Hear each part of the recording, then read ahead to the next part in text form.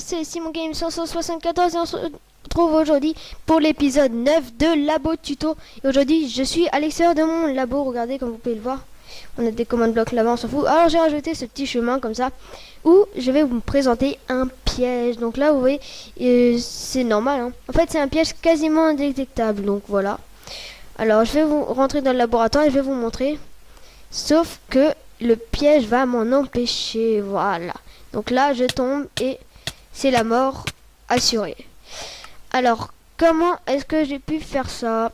Alors, avant tout, je dis quasiment indétectable parce que presque personne ne sait une chose que l'on peut faire avec le gravier, c'est-à-dire le laisser tenir en l'air. Alors, pour cela, ça va être très simple, il faudra pas grand-chose. Alors, je vais le refaire ici. Donc par exemple, moi je fais un trou de 6 là, on aura besoin de plaques de pression. Donc j'ai mis ça pour faire croire que les plaques de pression vont activer ça qui va ouvrir ça pour pouvoir passer.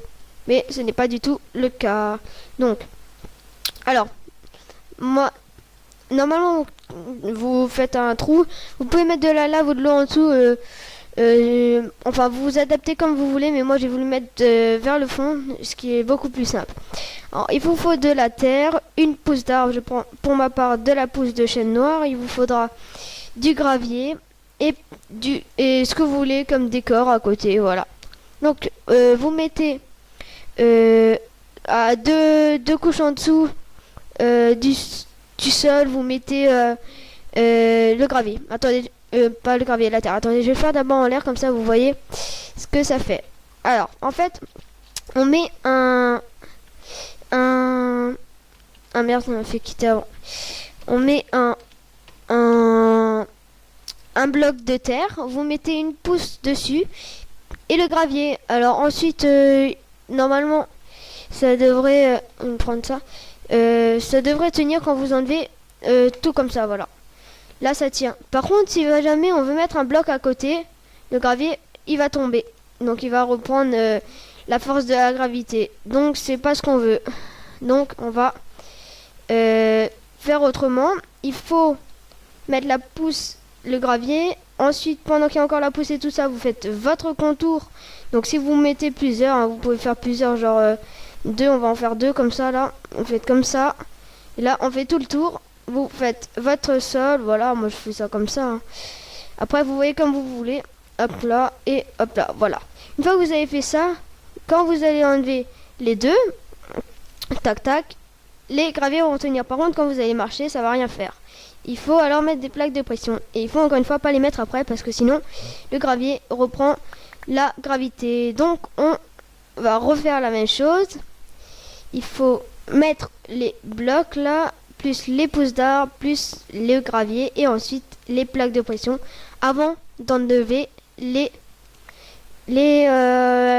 pousses d'arbre et les blocs en dessous. Ensuite, vous avez juste à marcher dessus et hop, vous tombez. Alors moi j'ai fait 3 sur 3 parce que sinon ça faisait pas tomber forcément. Donc vu qu'on continue à avancer, vu qu'on pense que ça va ouvrir le portillon, du coup on va avancer et on va atterrir sur le demi-bloc qui sera de ce côté. Donc c'est pas du tout ce que l'on veut. Donc on va mettre de la terre à 2 couches en dessous du sol. On met toutes nos pousses, hop là, et le gravier et les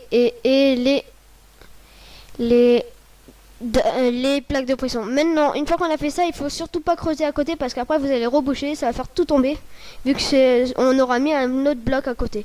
Donc on va casser à côté, un cran à côté et ensuite on peut tout enlever. Et voilà, normalement votre piège est censé fonctionner quand on marche par-dessus. Donc là regardez, je peux refermer, il n'y a pas de problème vu que ça touche pas. Et regardez là, tac, voilà. Donc là on tombe, le gravier il tombe, il n'y a pas de problème. Et maintenant je vais vous montrer comment faire une autre façon qui peut être encore moins détectable. On fait la même manipulation, on met le gravier, hop hop hop, hop hop hop, et on prend le string, c'est la ficelle. Donc hop, vous prenez la ficelle et vous mettez de la ficelle sur les deux trucs. Et normalement, quand on passe avec une vitesse, on devrait pas le remarquer. Bon, maintenant, je vais casser là. Hop. Voilà. Et regardez. Hop. Hop. Hop. Et voilà. Normalement, c'est encore plus discret. Et ça fonctionne très bien. Voilà, donc avant de vous quitter, j'aimerais vous remercier mes 15 abonnés. Ça a augmenté en 2 jours, j'ai pris quand même des abonnés. Pour certains, c'est pas énorme, moi je trouve ça quand même pas mal. Donc, je vous remercie du fond du cœur de me suivre sur ma chaîne YouTube. Et voilà, donc n'hésitez pas à mettre un j'aime, un commentaire et à vous abonner.